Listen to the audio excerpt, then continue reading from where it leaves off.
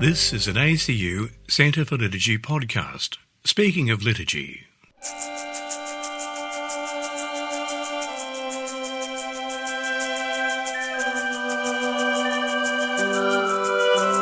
Do you know much about the Anglican Ordinariate in Australia? Speaking of liturgy, Father Stephen Hill, Vicar General of the Anglican Ordinariate in Australia and priest in charge of the Sydney Ordinariate group of St Bede the Venerable, talks about the treasures of the Anglican patrimony and ecclesial unity, inviting us to learn more about the Anglican Ordinariate in Australia. In the Catholic Church, there are three ordinariates that manifest realised and visible unity between former Anglicans and the Catholic Church.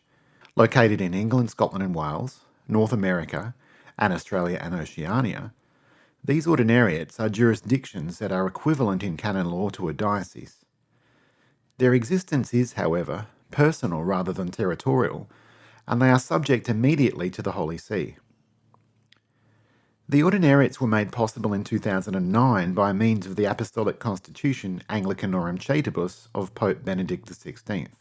Some likened this to the Holy Father parking tanks on the lawns of Lambeth Palace, as if somehow it was a direct attack on the Anglican Communion and detrimental to ecumenism. Yet the first paragraphs of Anglicanorum Chaetibus make clear that the creation of the ordinariates was not an initiative of the Holy See as such, but a pastoral response to decades of approaches from many groups within the broader Anglican world. For those people, Benedict XVI's act was seen as an answer to prayer. The Apostolic Constitution makes clear that there is value in the Anglican patrimony, and indeed that it is a treasure to be shared. Perhaps one of the most distinctive elements of the Anglican patrimony is its liturgy, and Article 3 of the Apostolic Constitution indicates that the ordinariates would have their own liturgical books, proper to the Anglican tradition, which would be approved by the Holy See. Those seeking to join the ordinariates, and indeed liturgists, looked forward to seeing just how this liturgical provision would materialise. And it is in this context that a broad working definition of just what the Anglican patrimony is from a Catholic viewpoint is important. This definition emerged as the early work of making liturgical provision began, and indeed this very definition appears in the rubrical directory to Divine Worship the Missal. It is here stated that the worthy Anglican liturgical patrimony is that which has nourished the Catholic faith throughout the history of the Anglican tradition and prompted aspirations to ecclesial unity. So the Anglican liturgical patrimony is understood in a twofold way. Firstly, those elements that maintain and nourish the integrity of the Catholic faith within an Anglican context, and the second flows from the first, thereby motivating a desire for the oneness of the Church, ecclesial unity, which is of course what the ordinariates are fundamentally ordered to. In terms of developing a Catholic liturgy proper to the Anglican tradition, it needs to be made clear that this liturgy was never to emerge out of nothing, because liturgical provision for former Anglicans had already been made within the Catholic Church in the United States of America, where the Book of Divine Worship served the parishes of the pastoral provision which had been established in the 1980s. Created by Pope John Paul II, the pastoral provision allowed for married Protestant pastors to become Catholic priests, and for personal parishes of former Anglicans to be created within existing diocesan structures. The Book of Divine Worship was, however, always seen to be an interim publication until another form of liturgical provision should replace it. It was heavily American-centric, and for various reasons had passed its best before date.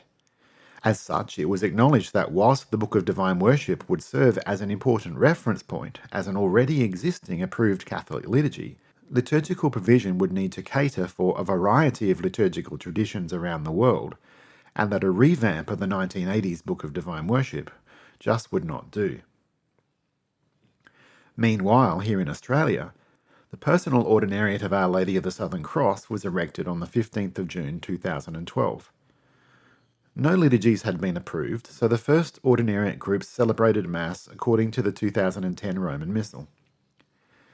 In around the middle of 2013, permission was granted to celebrate Mass according to the Book of Divine Worship, with the parts of it that were obsolete due to them being drawn from the previous translation of the Roman Missal abrogated. The Holy See conducted a survey of the liturgies used by the various groups entering the Ordinariates, and in so doing encountered a dizzying variety of uses. Out of all of this would need to come a unifying liturgical expression that could be used by all of the Ordinariates. After an initial false start, the Holy See established an interdicasterial working group involving both the Congregation for the Doctrine of the Faith and the Congregation for Divine Worship and the Discipline of the Sacraments. This working group drew together experts from around the world who would work together to bring about the liturgical books proper to the Anglican tradition, approved by the Holy See as described in Anglicanorum Chaetibus, Article 3.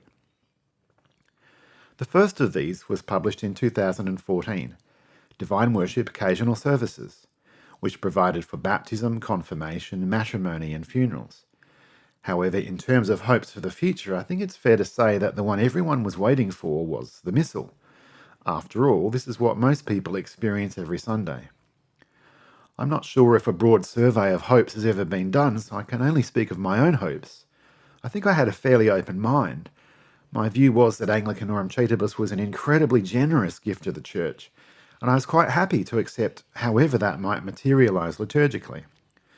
That being said, I think certainly here in Australia, most of us seeking to enter the Ordinariate came from the English Missals tradition, as used extensively by Anglo-Catholics throughout the 20th century.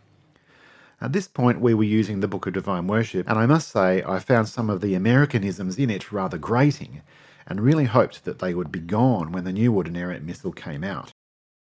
Another problem with the Book of Divine Worship was that its rather eclectic approach to sources resulted in an inconsistent linguistic register, with some parts being in traditional English after the start of the Book of Common Prayer — we call this Prayer Book English — with other parts using the 1970s English from the Roman Missal.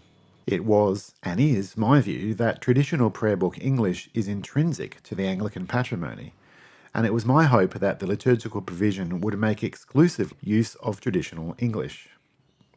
Following on from this, I was hopeful that, as a minimum, the Book of Common Prayer translations for the parts of the Mass would be retained, as this is really quite important so as to be able to bring along musical patrimony as well.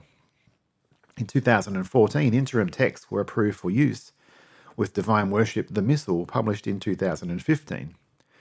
Again, speaking only for myself, every hope was met, and more. All of the familiar texts were there, more or less. There were a few things that seemed strange, but we soon enough got used to them. I think everyone was just overjoyed that we had been given our own Missal. And it certainly was and is a Missal that resonates with our tradition, a worthy successor, if you will, to the English Missal's tradition, beautifully typeset and published by Catholic Truth Society. In 2018, the St. Peter Gradual was published, putting into the hands of parishes simple chants for the minor propers for use on Sundays and solemnities.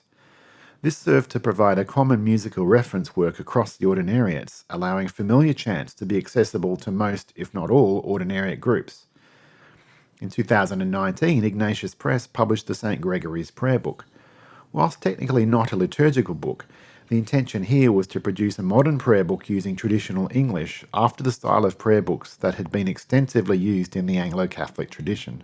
From the very beginning, the working ratio established that the St. Gregory's Prayer Book would contain only resources for use of the people, and that it would not duplicate liturgical sources.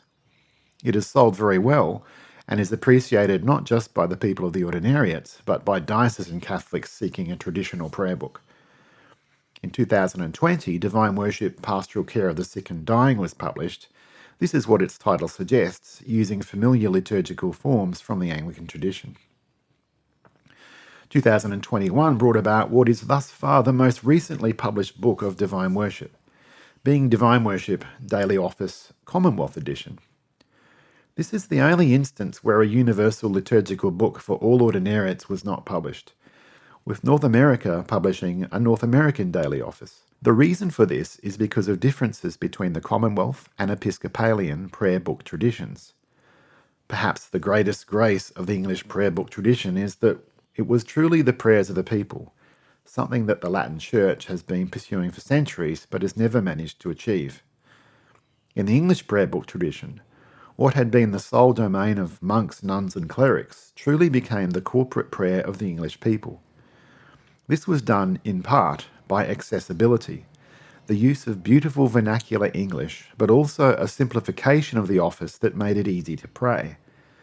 Divine Worship Daily Office holds to these worthy traditions, bringing a distinctive rhythm of prayer into the Catholic Church, along with the beautiful musical tradition that surrounds choral evensong.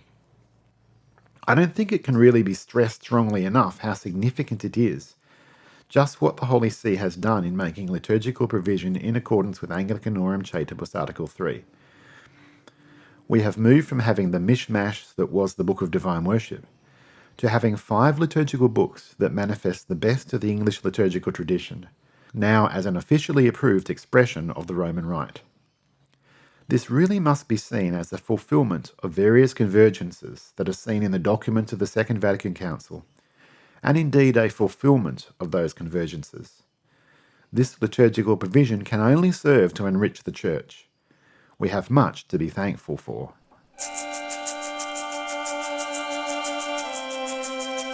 That was Father Stephen Hill discussing the development of the Anglican Ordinariate in Australia, including its ritual forms.